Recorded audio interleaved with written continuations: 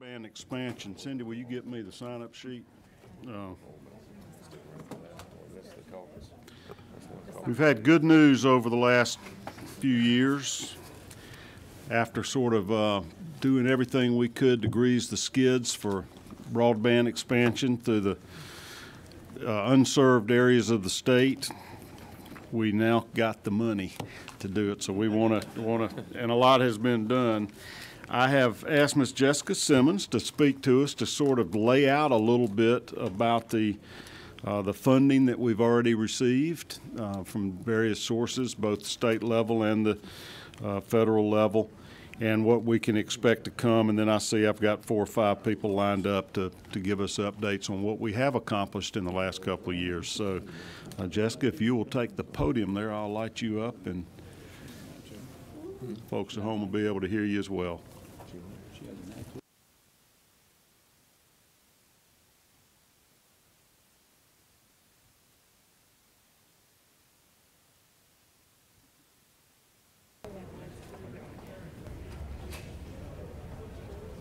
I think it was that top one. It was the January 31 final, that one.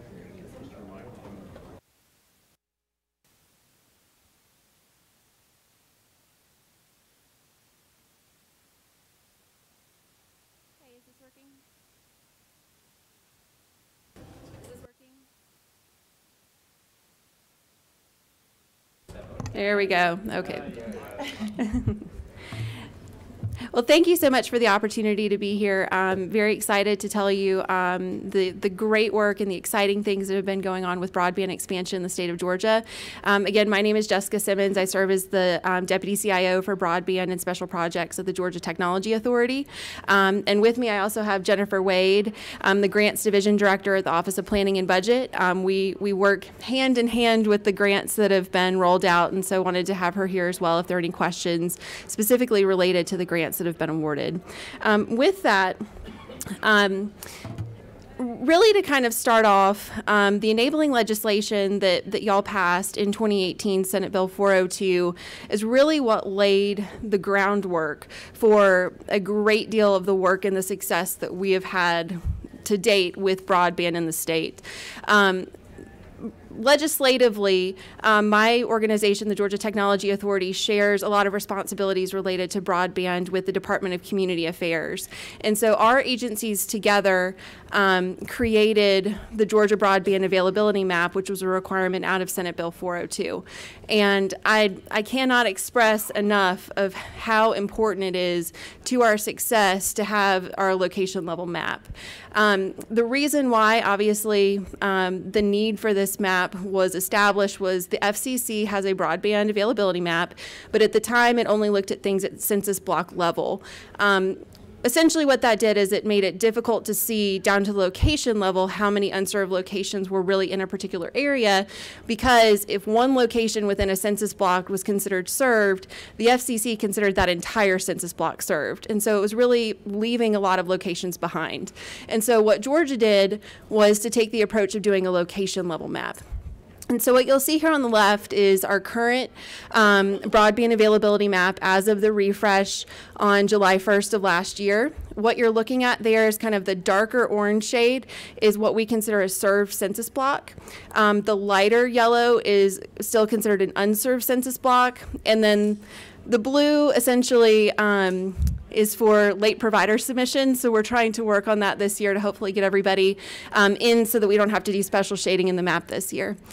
What you'll see on the right-hand side, though, is really what makes the map special, and that's where we can literally go down to the location level. So we call this the red dot map. But so this is where we can actually zoom in and see. It's an interactive website on DCA's website where you can look at a certain location, get statistics about that particular area, that county, and see down to the location level who is served and who is not. This has been a huge resource for us as we look to make sure that we're strategically awarding grant funds in areas that need it the most. So that way we can really make sure that grant applications and also our grant programs are targeting the unserved locations in our state. Another reason why this particular map is also so important to us is, and we'll talk about it in a moment here about kind of future funding streams. One of the things that we are currently actively working on is the FCC has now just come out with their own location level map. And so, and as with first iterations of everything, you know, there are some accuracy issues. And so one of the things that we've been able to do is, because we have such good state data, we've been able to work through the challenge process with the FCC to ultimately make sure that Georgia's funding allocation is correct and accurate, and that we're getting the most funds possible for the unserved locations that we're aware of in our state. So with that, the first grant that we were able to announce, obviously in partnership with OPB, is that the governor announced over $400 million in state fiscal recovery funds back in February of last year. That is within the American Rescue Plan Act. There are two different grant resources that we'll briefly talk about, but they're currently both within the American Rescue Plan Act. So again, that was earlier this last year, February of 2022. That funding was going to serve over 175,000 either unserved or underserved locations. And then when you look at the matching funds that the private sector brought to that program, it totals over $700 million in investments just with that one particular program.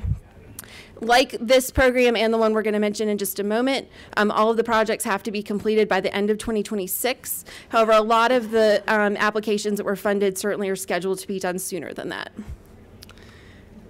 In addition, Governor Kemp also just announced back a couple weeks ago another $234 million. That is for our Capital Projects Fund grant, and that is for over 76,000 specifically unserved locations. And then again, when looked at with matching funds, that's totaling more than $450 million invested. So again, more than $1 billion when you look at the grant funds along with the matching funds just between these two programs alone. And again, these programs have to be, the projects have to be completed by December 31st. The reason why I include this map is to show you essentially a depiction of, we saw what our service availability looked like as of July 1st of 2022. But so the really amazing story is seeing all of the green on the map, because all of the green represents funding commitments. The light green represents a federal funding commitment called the Rural Digital Opportunity Fund. The dark green is where the State Fiscal Recovery Fund funds were awarded through our grant program. And then we're still working on integrating our maps, but so on the right-hand side, you can see where the blue project areas are colored in. That will overlay, and that is our most recent Capital Projects Fund award. So you can see, if you can kind of see where some of our kind of lightly yellow shaded areas are, those are covered up by the blue areas. And so this is really kind of the success story of what we've seen over the last few years of these incredible funding commitments. But obviously, we're working very closely with OPB to make sure from a compliance standpoint that all of the applicants are meeting their milestones, that we're helping them through the process. Obviously, there's a great deal of federal reporting and requirements, but we're actively working with them to make sure these projects come to fruition. And then in addition to that, there is still more money coming. In the Infrastructure Investment and Jobs Act, or the IIJ as we call it, each state is allocated at least $100 million, although we expect to receive well north of that. Our allocations have not been determined yet. Part of that is because our allocation is actually going to be determined on a formula that's based on the new FCC map that is currently still being challenged. In addition to that, we've also been approved for 2 planning grants, one for digital equity, and then the other to create our 5-year plan to make sure that we get service to all unserved locations in the state. With that, here's our contact information, and we certainly would be happy to answer any questions, or Jen, if you had anything you wanted to add as well. I was curious, and I may have just missed it here, about the newest federal law that supposedly there's $42 billion being distributed. Yes. Is that included in this? Yes, sir. So that's the Infrastructure Investment and Jobs Act. So the $42.5 billion has still yet to be dispersed amongst the states. We know that we're going to get at least $100 million, but we're expecting, again, far north of that. But we don't know what our allocation is yet. It's expected that we'll know our allocation on June 30th of this year. But this program is the $42.5 billion that is still coming to the states. And does it help us that we've already done the mapping? Does that give us a leg up on other states applying for the funding? Yes, sir, absolutely. Again, the map is the best tool that we have. You know, Georgia's map is really considered the gold standard in the country. Carl Vinson at the University of Georgia is our vendor that created that for us. And to be honest, I think every other state has reached out to them to find out how they create their own map to be prepared for this program. So we're in a great position. Well, if we're the 8th largest state and there's 42 billion, I'd like to think we'd get more than 1/50th of that amount. That could be a very healthy amount of money to we are expecting that hopefully it's going to be sizable. The biggest thing is it's going to be determined based on how many unserved locations we have in the state. Okay. So some states obviously are very small and are very served versus again, we don't know specific numbers yet, but the estimates that we have seen, it does look like it's going to be very significant. Okay. Other committee members have questions? All right, thank you so much for sharing with us today. Appreciate it. Yes, sir. Thank you. Elizabeth Reynolds? It's easier if you go to the mic just because the folks at home can hear. AT&T. And I don't have any slides, but I have a handout that I think you're passing out right now.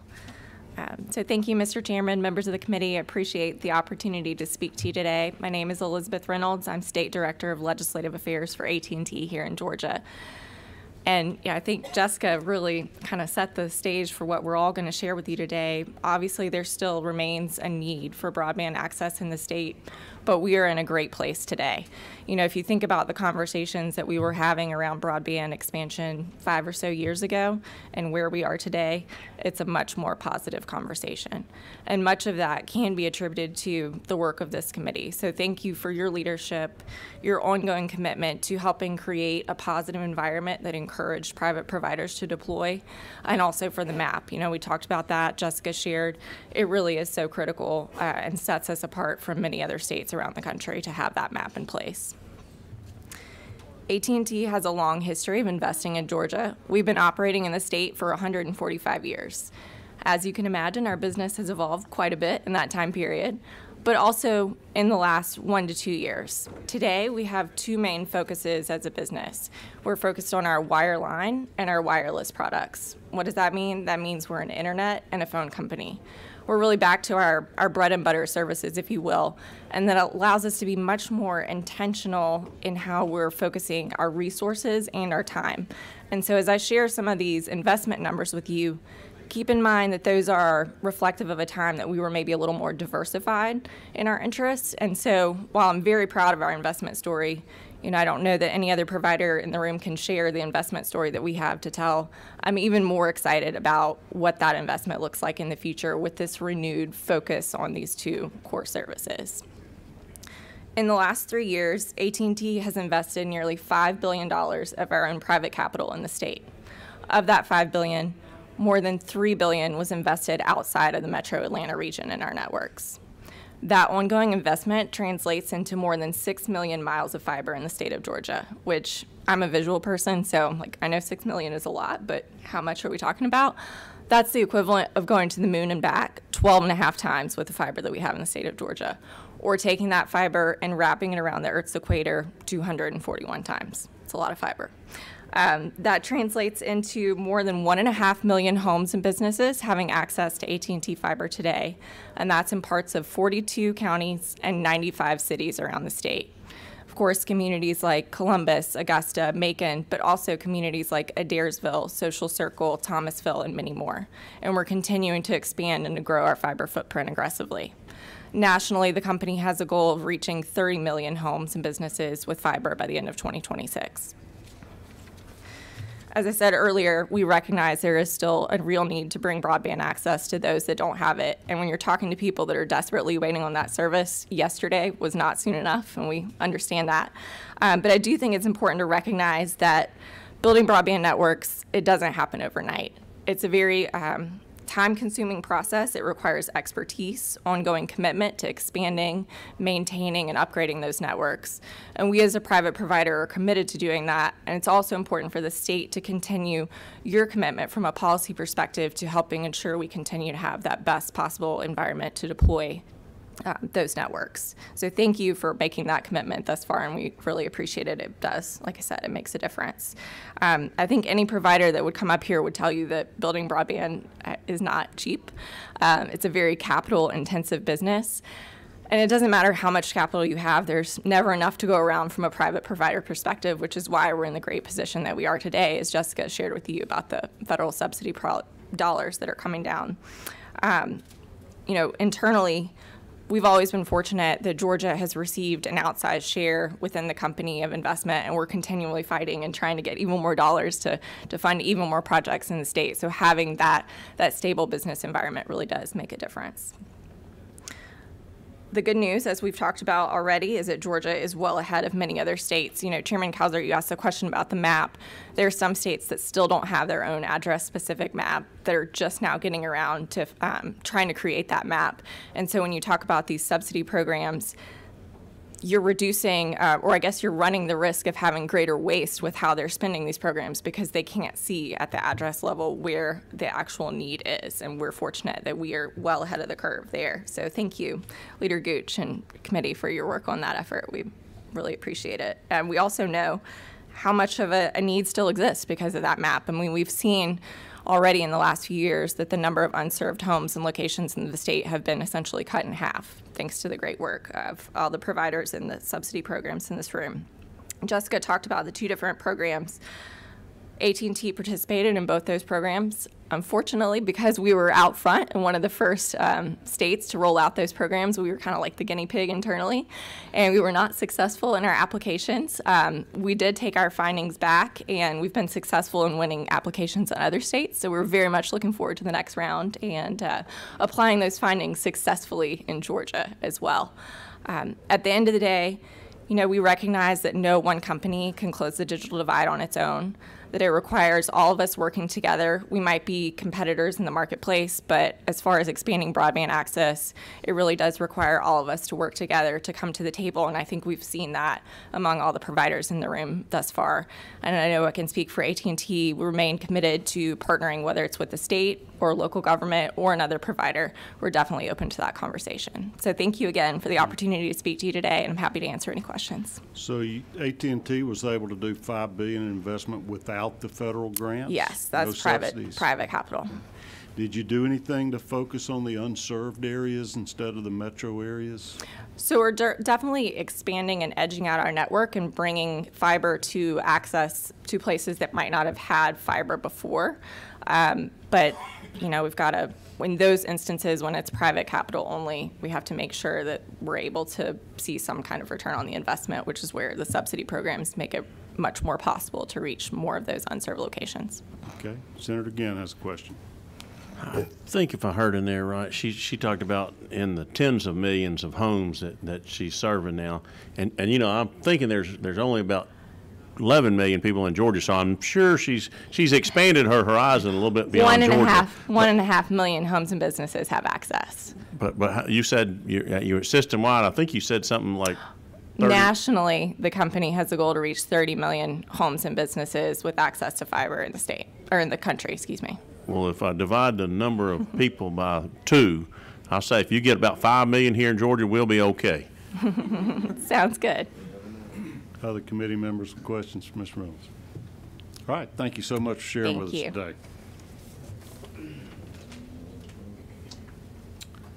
Ruba Chatham. Oh, sorry.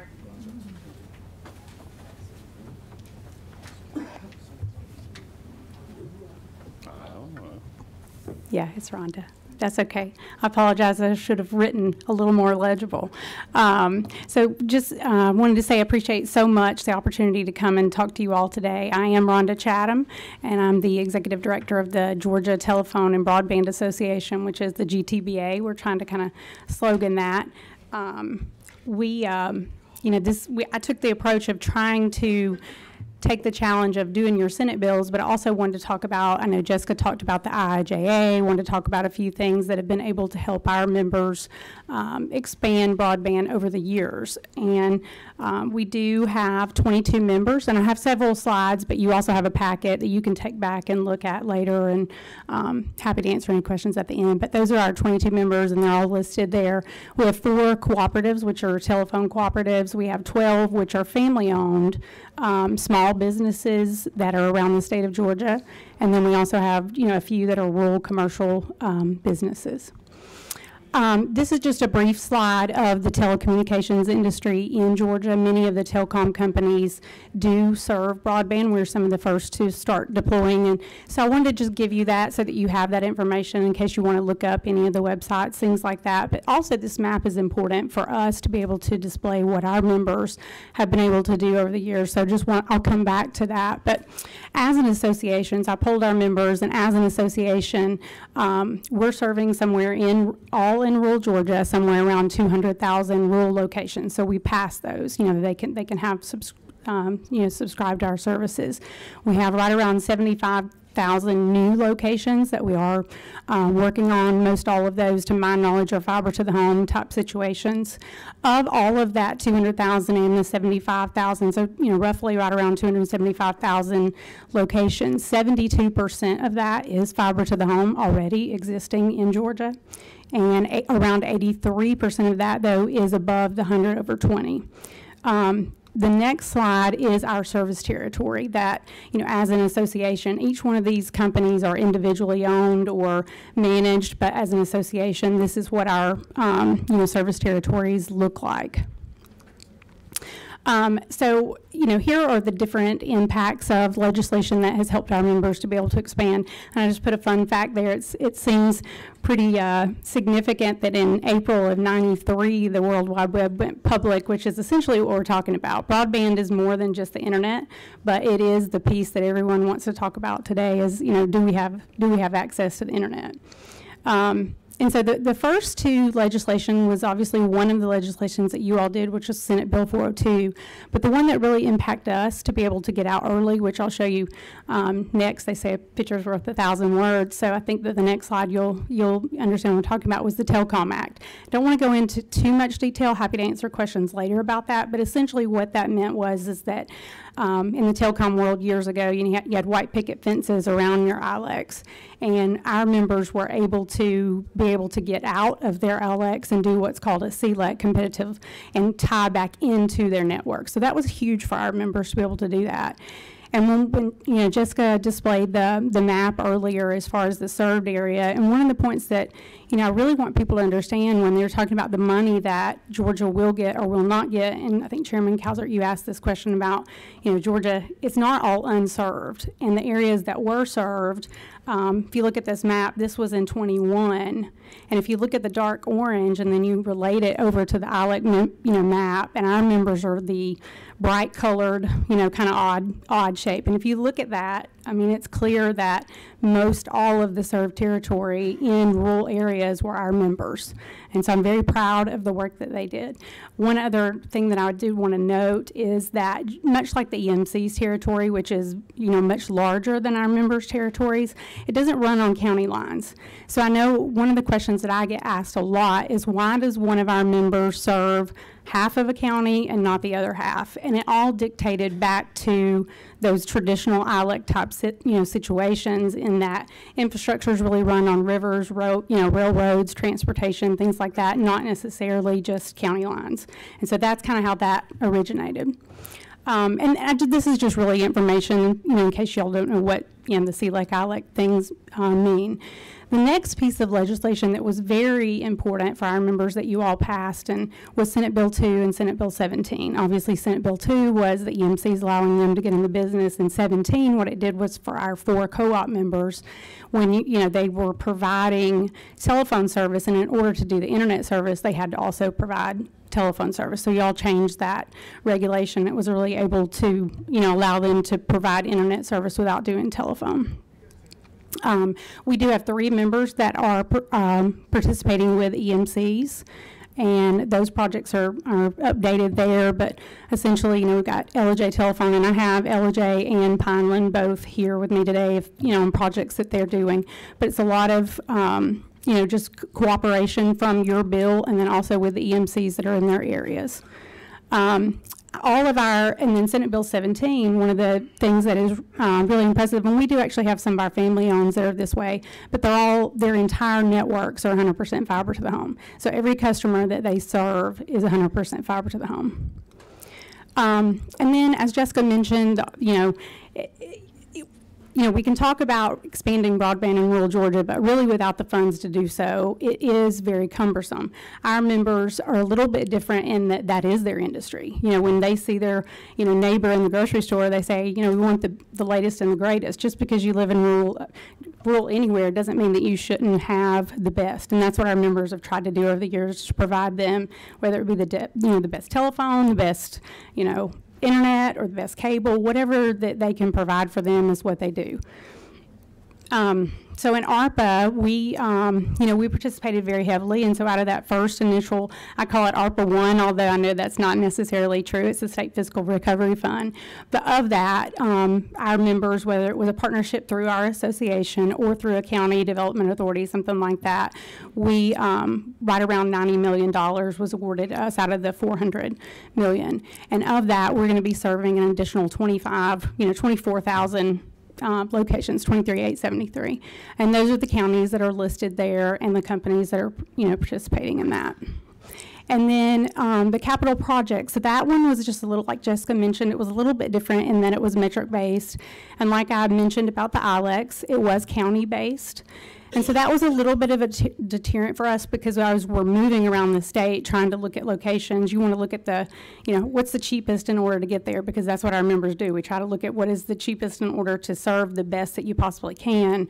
And sometimes within the county lines might not be the best way to get there. So it was a little bit of a deterrent, but really the biggest issue for our members was that most of the locations surrounding them are already served. And so when you looked at the metrics base, there really wasn't any counties that we could apply for in the capital projects. We did have 4 companies apply, and 1 was awarded. And that was Glenwood Telephone, and it's like right around $5 million. But Wheeler County, if you're familiar with Wheeler County, as I understand it, it's one of, if not the most underprivileged areas in the state. And so we're really hopeful that with our member providing to Wheeler County that will help the economic growth in that county. And then we've also had, with our U.S. loans and Reconnect with USDA, we've had several members to be able to get Reconnect and deploy, from that. But then we also just recently had one of our members had applied early on. It just takes a long time to get vetted for some of these loans. It was a 100% loan from RUS and USDA. And that was Public Service Telephone, and their statistics are there, but it's right around $50 million that they're going to borrow to be able to expand to right around 25,000 locations, and all the counties are listed there. And then, these are just slides of information for you, but, just like you said, without the legislation that Georgia did early on to be ready, it wouldn't matter if we had the funding or not. So if the work that you all did wasn't there and wasn't ready for Georgia to receive the money, then we would be like many other states. I too wanted to kind of show some of the mapping. I know I've talked with Senator Gooch a little bit. Jessica had this one up. It was kind of unclear who was going to bring what map, so I included them, so they're there, but I'll skip over them. This particular map, like she said, it has all of the grants there, but you can still see the orange, and I love that you can look at the orange and you can see where our members are. And it's just another map of, our service territory and compared to all of the grants, This is a map. It's our best rendition. I don't know if anyone else has had their engineering team do this, but we wanted to kind of see what the FCC map was going to look like, because it is going to be the map that is used for the allocation for Georgia. It's not, as I understand it from Jessica and Josh, they're going to be using the Georgia map to deploy, but this is essentially what it looks like right now. It is being challenged, and even with that, I feel like, for the most part, it's right within our members, which is served. The black is being, most all of that area is served. But like I've got one co-op right now that is green, and he's 100% fiber to the home. So I know that area is served. There's a lot of locations as we went through the map that are not on the map. So make sure you're checking that. Here's some, I think Chairman Calzert mentioned, maybe some hurdles. Don't necessarily, I think today is more about all the progress that we've made, but, they're there in your packet if you want to look over them and reach out to me later. One hurdle that I do want to mention, only because I think it's going to have a positive impact at this point, I see, hopefully, we're hoping, but like we said, Georgia is the leader in this, and that's to your credit. Y'all are the real champions for, passing this legislation and things like that, and putting me in a position to be able to talk directly with Treasury on advocacy for our members. We were, we're some of the first to deploy. What does that mean? Well, we're some of the first to ask for reimbursements. We're asking for reimbursements. Federal procurement laws are, preventing that, those sorts of things. And I see, Jen kind of nodding, we went back and forth, and I was like, look, they're just trying to do the best they can to protect the state of Georgia. Let me go to Washington. So we really started advocating, trying to get the waivers for the state of Georgia, for our members, but ultimately for the state of Georgia. And there's our map. I'm happy to take any questions. I also do have several projects. We have 2 of our larger members that are deploying. If you have any questions of them, they can talk about them. One is up the 575 corridor, and then one is over in Middle Georgia. We do have 22 members, so I know it takes me a little bit longer than everybody else, so I apologize. I do want to give time, but any questions of me, I'm happy to do. And then if you'd like to hear from them, happy to provide that. Sure. Senator Brass has a question. Chairman, I'm number 5. Rhonda, I, number 1, want to commend you on catering to our inflated egos up here. You did a great job on that. Good, so, good. Jason's going to give me points on that. All you lobbyists out there, take note on how to do that. But yeah. And you didn't even look at notes. That was impressive. That was a lot of info.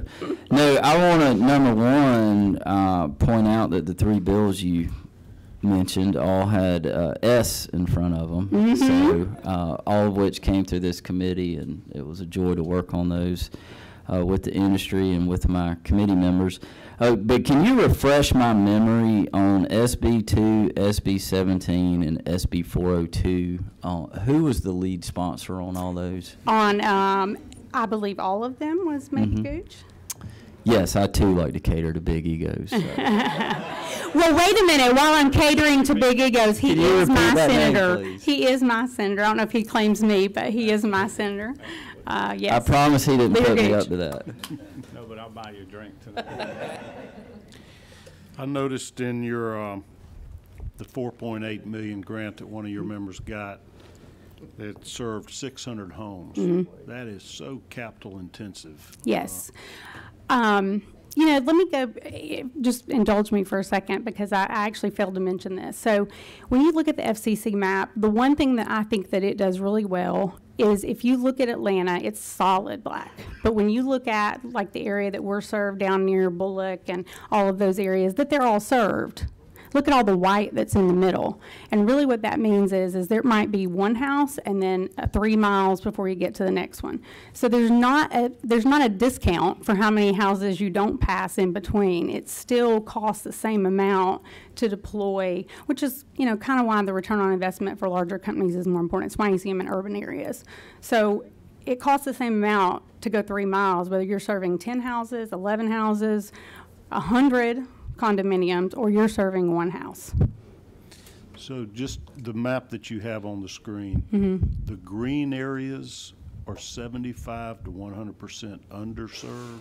Yes, so that is the FCC map. Obviously, that does not take into account any of the grants that Georgia has given out so far, because obviously they're not built yet. So a lot of them are not built, and that's something for them to work out. It's just kind of where the map is right now.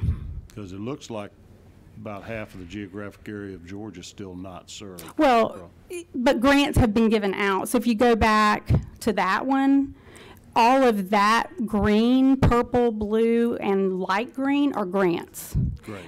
Everything that is dark orange is served before grants, essentially, and then the light is unserved. That's fantastic. Any other questions from committee members? All right, Senator Big Ego. Senator I'm Gooch. trying to help you out here. Back up one slide to where you were. Right There. there. Nope, Okay. that's it. See, this map is for underserved areas at 120. So Yes, 100 that's the other component. down and 20 up. So that's So- why there's such a larger geographic. Yeah, so Georgia's code, and they can get into that if they want to, Our but. numbers were 25.3. This has raised the bar even higher, so which I like. Senator Bress? I've got a serious question this time. Ronna, can you go back to the slide you were at? All right, the yellow, those are not served at all? The yellow in my map? On the left map. The light yellow is not served. The dark yellow is served, Okay. and it primarily matches up. So with my what is, in your opinion, or what is the next phase? Because one of those yellows is a county in my district that is near and dear to my heart, and it did not receive a grant. What can we do for that yellow to make it green and purple and all the Well, pretty colors? I mean, obviously, the GTA and OPB, they're going to be doing, as I understand it, another round of capital projects. So I don't know if the metric, Feed the yellow. I don't know if that one will, I don't know what the metrics are going to be on. I mean, Okay. that's more for them. But then also this funding that is going to come from BEAD, eventually, it's called Internet for All. Literally every location, the idea is that every single location in the United States, regardless of cost, will receive broadband. It just comes down to what type of broadband and how much you're going to spend to get it there. All right, thank you. Other questions? All right, thank you so much for sharing with us today. Well, I guess there's something. Deanna Perry from Windstream.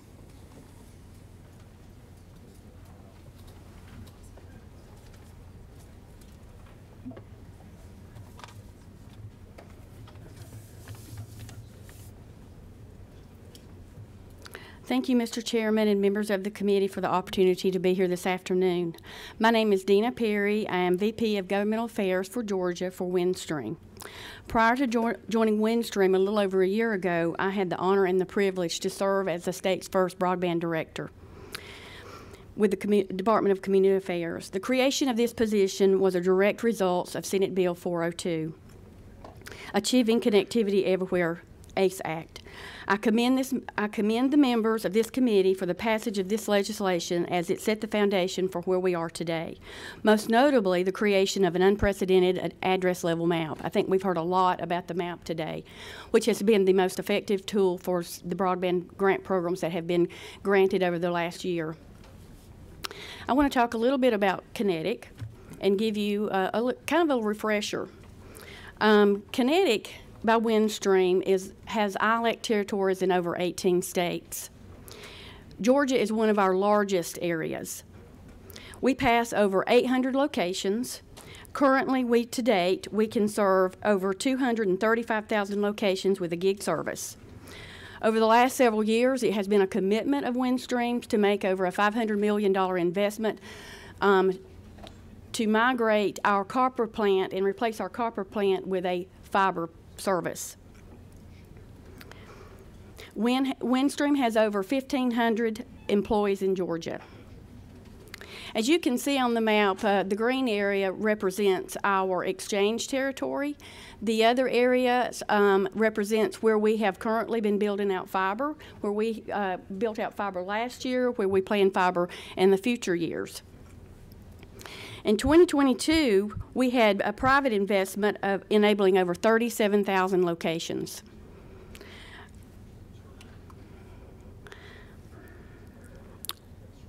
WIN is committed to collaboration with our EMC partners.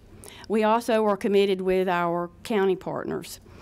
In 2022 and 2021, we embarked on engaging with the EMCs, and we were successful in with a collaborating agreement with Sumter EMC and Colquitt EMC. We also engaged a number of counties that we served over the last hundreds of years.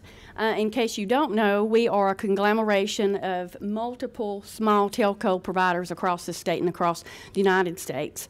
Some of you may remember GTE and Alltel. Those are some of the former Kinetic Windstream small telcos in the community, and over time they have become part of Windstream. As we embarked on these collaborations and partnerships, we recognized, just as Elizabeth mentioned, that solving the rural connectivity issues is not just one solution by one provider. It would take multiple providers, and it would take a partnership of all of us collaborating and working together. So we engaged in these partners. We were successful with these partnerships with 18 counties and with Colquitt EMC and Sumter EMC to receive state physical recovery funds that were announced last year at this time.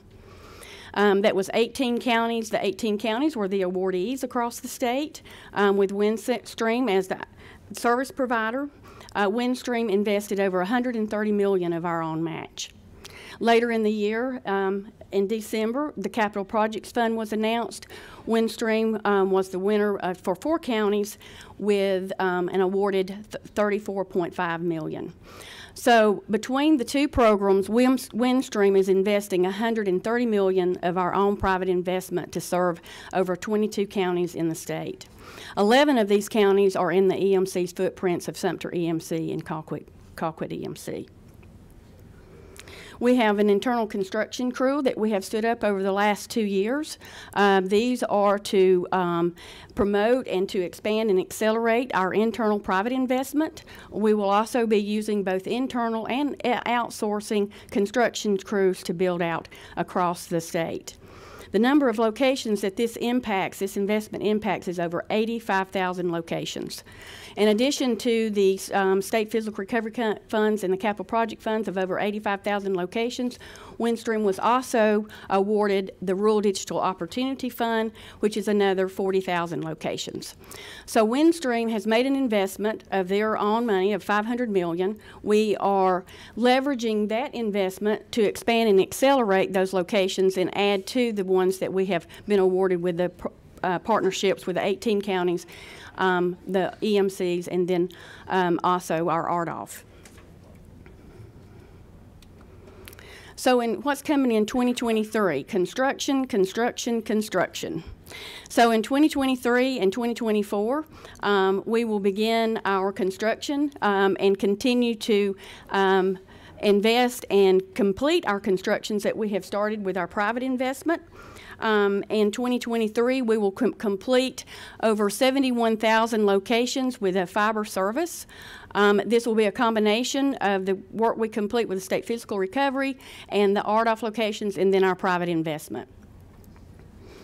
Also, the reason I mentioned the community announcements, town halls, groundbreaking ceremonies, ribbon cutting launches, is to engage the communities.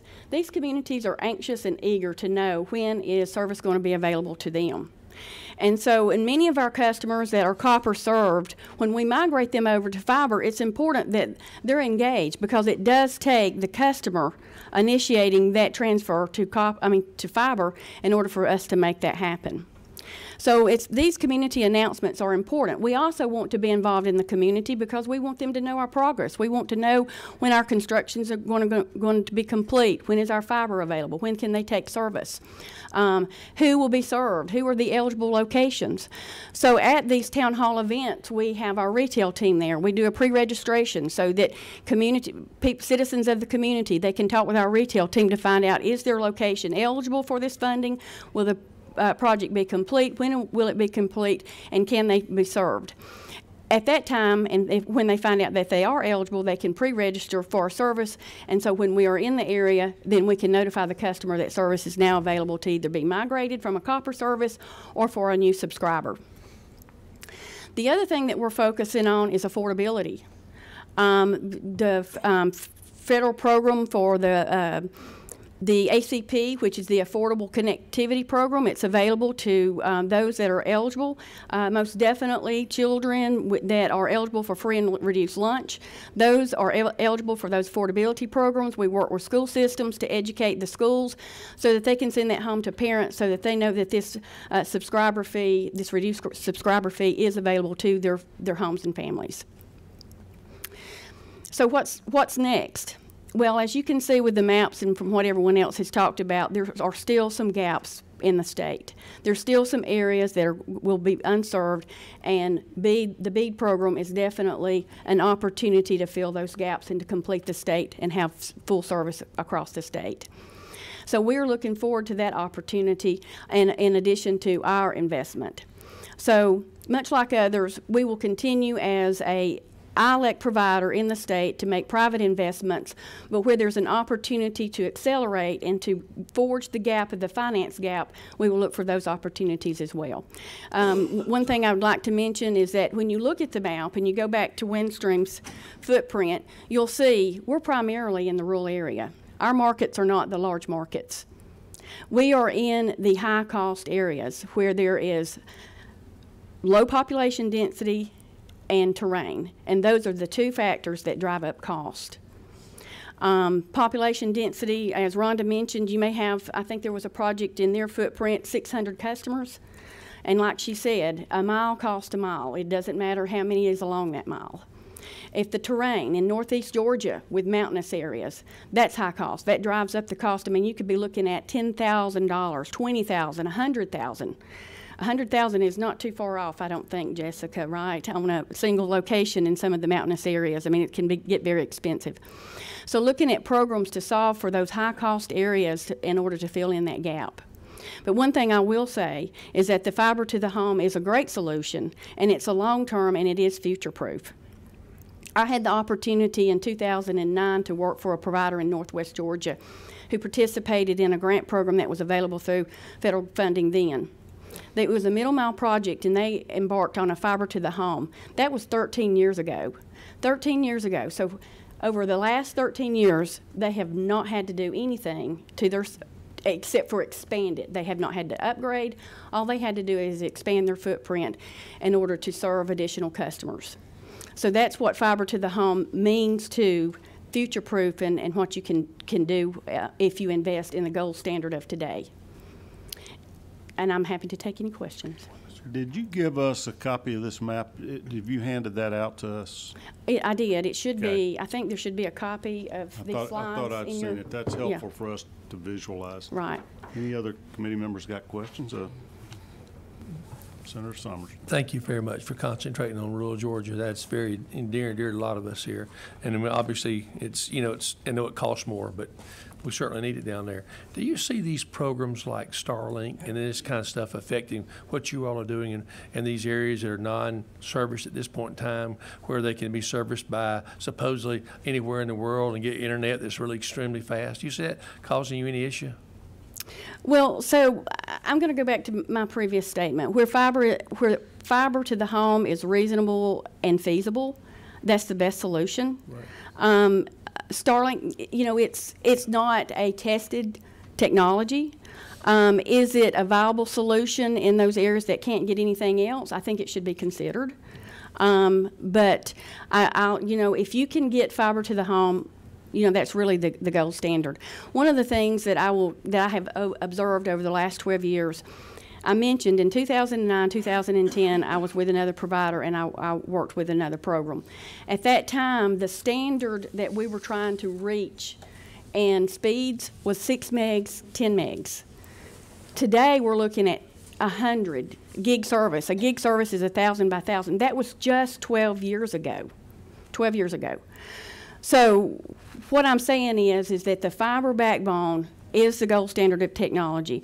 The electronics on that fiber route is significant because they continue to increase technology and improve on technology with the equipment, but the equipment is an easier solution than building out your backbone infrastructure between houses and between businesses and between locations.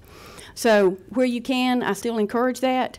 Obviously, that may not be feasible or possible for all locations, so there's certainly room to consider other technologies and to see what's going to see how we can solve it for all of Georgians. But I think we continue to look at where we have the opportunity to invest in fiber and future-proof our networks. I think that is the long-term solution.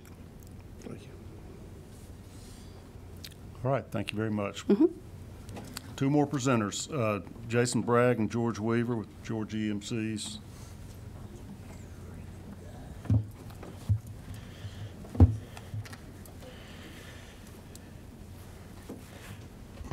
Thank you, Mr. Chairman, members of the committee. Glad to be here. My name is Jason Bragg. Serve as the Vice President of Government Relations of Georgia EMC, the trade association representing the state's 41 electric cooperatives. Like everybody else here, I want to start by thanking the committee for their work that they've done on this important issue over the last few years. I've been here in my role through the beginning of this. Many of you on this committee have spent a lot of time on this issue, and I want to thank you for the work you've put in. We're really making, there's good progress being made in Georgia amongst all the providers, and we're really excited to see that progress continue. In your packet, you should have a copy of our broadband map that shows all of our members in the state that are currently engaging in broadband projects. That is overlaid with the state's served and unserved maps, so you can kind of see where some of those projects are going. And there's also this slide that I have up here that is in your packet if you want to look at it a little closer. When the legislature began down this path, probably 7-8 years ago, we had two EMCs, Blue Ridge Mountain up in North Georgia in Young Harris, and Habersham EMC in Clarksville, that kind of took the leap and saw a need in their community and got into broadband. As things started evolving, the conversation of rural broadband started going along. My members saw the need to introduce clarity in the law to allow them to engage in broadband services, and thus Senate Bill 2 became the impetus for Senate Bill 2. And thanks to the work of Leader Gooch, the late Jay Powell, this committee, the House Rural Development Council, the governor, and great work by everybody, that bill got over the finish line, and there's a lot of great work being done on there. And so I want to talk a little bit about what's happened since we passed that. Where we stand right now, we now have 25 EMCs that are involved in broadband in some form or fashion. There's a lot of different ways that that's happening, and really that's the beauty of the bill, which I'll get to. But under the structure set up by Senate Bill 2, we have 7 EMCs that are directly providing broadband service as the internet service provider in their area. Those affiliates are overseen by the Public Service Commission. They approve their cost allocation manuals, which are part of Senate Bill 2, and they ensure continued compliance for those that are providing that service directly. Where really a lot of the great work has been done with, and some of the providers here, Rhonda and Dina have both talked about this, are on the partnership side. We currently have 18 of our members that are engaged in some form of partnership with either an existing provider. These range from Connexon, who Mr. Weaver from Central Georgia EMC will talk briefly about their projects they're doing there. I think we have 10 of our EMCs in the state involved with Connexon.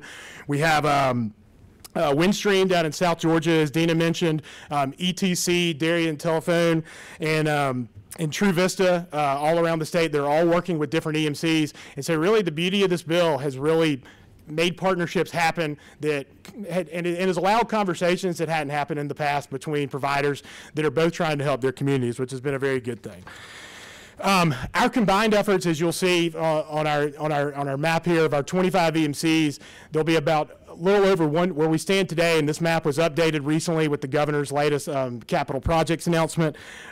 We'll be sitting at an investment total on the EMC side of probably right over $1 billion. That at full build out, they'll serve about 332,000 Georgians. Many of those EMC consumers, and that will touch 103 counties across the state. And a vast majority of those will be fiber-based. Actually, virtually all of those are fiber-based products, like Dina described earlier, and a lot of them in areas that were previously unserved. A number of state and federal programs. You've heard a lot of our providers talk about those. I'll tell you, there hasn't been one federal program. I know that there's been 5 or 6 different federal programs over the last few years. EMCs have participated or applied for all of that. I think every single one that has come down. A couple of the recent successes that I have on my slide that I just wanted to highlight. First was the back last year in February of 22, the governor announced the recipients of the American Rescue Plan State Fiscal Recovery Fund. We had 6 EMCs that were directly awarded $105 million. That'll serve about 60,000 locations. And then 5 EMCs that supported projects. Some of those were Windstream, some of those were other providers in their area that were awarded about $172 million on the ones they supported that will serve another 62,000.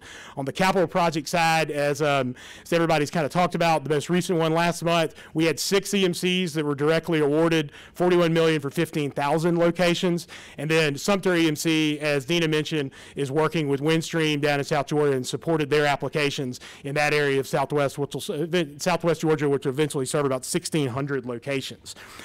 We are eager to participate in the BEAD program that Ms. Simmons outlined earlier. That's obviously going to be a significant amount of money that the state will get to close those remaining gaps that we have across the state. Our folks are really excited about that. I really think that will be a game changer.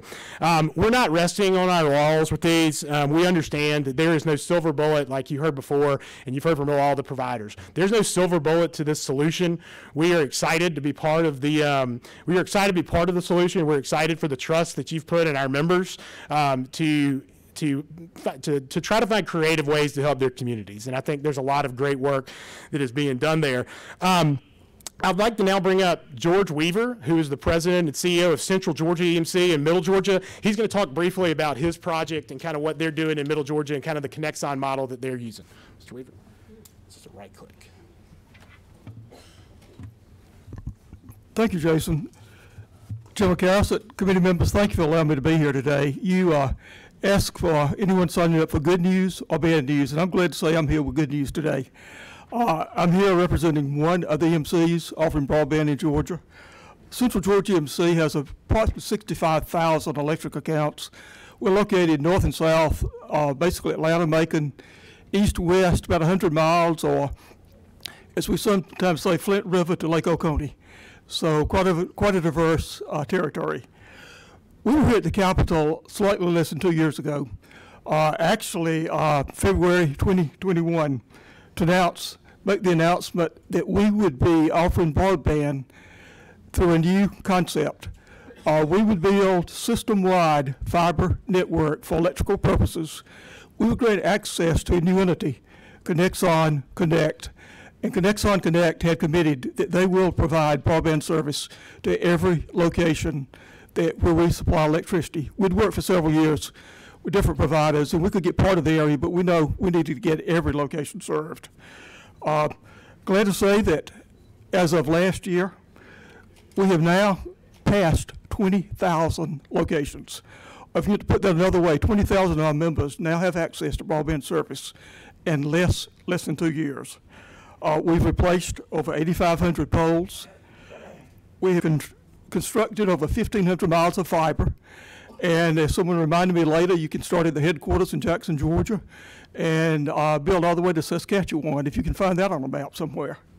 I'm glad to say, of those that we have built out, 80%, about 16,000 have been underserved. And of course, that's really why we're here. In addition, our take rates have been above average. In fact, the 2/3 of our members have chosen to take 1 gigabit service or faster, which has really been a surprise for us. The take rate and the speed that people are taking have both been above the business plan. And if this works as it should, you'll see, as we call it, the greening of Georgia. These are speed tests that were done over recent months in Monroe County, the first service area we served. And I think you can see where we went from a very sparse coverage in that area to, you see those dark greens, the ones that are taking the high speed, the 1 gigabit or 2 gigabit service. So very glad to be able to let you know about that we have provided that. Non-members have also benefited now. As we have entered the market, what we have found that incumbent benefit providers often have reduced rates or perhaps increased speed. So even our non-members are benefiting from this as we move forward. Approximately 150 members are signing up per week, and we have about 112 employees at Central Georgia. But what you're finding currently on any work day, you will find about 400 individuals, in addition, 400 individuals working for contractors on the system on the fiber project. So it's very much full speed ahead. We're currently replacing approximately 100 poles per week, and we're currently building over 30 miles of fiber per week. We project that by the end of this year, we will have passed 50,000 locations. And according to the plans we have, within 18 months of today, we will have completed our project, and all 65,000 locations will have access to broadband. We were successful in phase one of the ARPA funding that we have been referred to, and we look forward to getting those funds. We're also aware that, as this has been mentioned today, additional funding is coming along, and we look forward being part of the process. We want to be sure that we pursue those funds and we're able to stay on schedule at the same speed we are as we complete this project. In the interest of time, I'll stop there, but if there are any questions, I'll be glad to take any questions on Central Georgia. Jason's here on anything related to other EMCs in the state. Got a question from Senator Summers. Mr. Weaver, do you all do all direct barrel fiber, or are y'all using your poles for some of your fiber carry with EMCs? Just curious. The fiber follows the electric system. If it's overhead, we build overhead. If it's underground, we normally would fall underground. Much cheaper overhead? Much cheaper overhead. Much cheaper overhead, but we don't have electric systems, electric service overhead everywhere. Right. But yes, but we're committed that we'll get to every location regardless. Okay. In some of my areas, I just saw the fiber being run overhead. I know that's EMC stuff, so I just want to make sure. Thank you. Much cheaper. Other questions? Thank you, Mr. Weaver. Thank you. Thank you, Jason. Appreciate y'all being here. I'm impressed with all the presentations, by the way. The visuals have been fantastic. It helps us see what we're talking about and how much progress we're making. Mm-hmm. All right, save the best for last. Hunter Hopkins, my neighbor. Yeah, thank you, my senator, Mr. Chairman. Thank y'all for the opportunity to be here. I'm Hunter Hopkins. I'm the executive director of the Georgia Cable Association. Here to give y'all a little bit of broadband update as to what cable has been doing over the past few years and looking to do in the future. Georgia Cable Association is made up of 5 members: Charter, Comcast, Cox, Mediacom, and Vive. We represent and account for 2.1 million broadband accounts here across Georgia. These broadband accounts are in 129 different counties. Some of these counties are covered up very heavily with some of our accounts. Other areas, it's just a small section of it. But as you can see, we're all over, both rural and urban areas around the state. As you've heard a couple of the other presenters say, most of the investment in our networks previously has all been private capital. There have been a few federal programs that have been available. RDOF has been mentioned, the USDA Reconnect program, as well as a few others. But here recently, the RDOF awards that were made back in November 2020, we had a couple of our members that received some money from them. Charter, which is highlighted in the green, received $30 million to cover almost 24,000 locations. You can see them on the map, colored in the green in those green counties. Mediacom, to service 1,800 locations. They're highlighted in the orange. In total, that's 25,678 new locations passed by cable through the RDOF. Next up, we've got the ARPA announcement that was made a year ago. Our members applied for a number of those awards. We received 7 of them, covering 7 counties, 9,000, almost 10,000 locations, and a little over $16 million. Those Charter and Comcast were my 2 members that won those awards. You can see there were some in Chattahoochee County, Greene County, Newton, Polk, McDuffie, all over the state. to say. So we're trying to get out there and do our best to try to bridge that digital divide that's out there. Last but not least is the Capital Projects Fund that was just announced earlier this month. Cable did extremely well in this go-round, getting over $153 million to service over 56,000 locations around the state in 17 different counties. Here's the breakdown of those. Charter, you could see kind of up in northeast Georgia, Cox kind of right there in middle Georgia, not too far from Senator Lucas. Mediacom down there in the corner of southwest Georgia. And then Comcast is a little bit all over the place. But as you can see, all in all, we did pretty good on the Capital Projects Fund grants. I wanted to bring this back up. All those grants that we won that I just went over with the RDOF and the Capital Projects Funds and ARPA all took place in existing territories that we serve in existing counties. But we did add 2 additional counties through the Capital Projects Funds, and that's Glasscock and Twiggs County. So now, once those projects are built out, cable will have infrastructure in 131 counties across the state. And as a total of all 3 of those previous grant programs, we're going to have served 91,665 additional locations on top of the accounts that we already have here in the state. Our number 1 goal is to try to get everyone in the state connected to the internet. That has been our goal for a number of years. And we're doing what we can to try to strengthen our existing networks. Fortunately, coaxial cable, which is the most common cable out there, it can handle high-speed internet and broadband service. But all the new lines that we're putting up are all fiber, which are kind of unlimited as to the speed.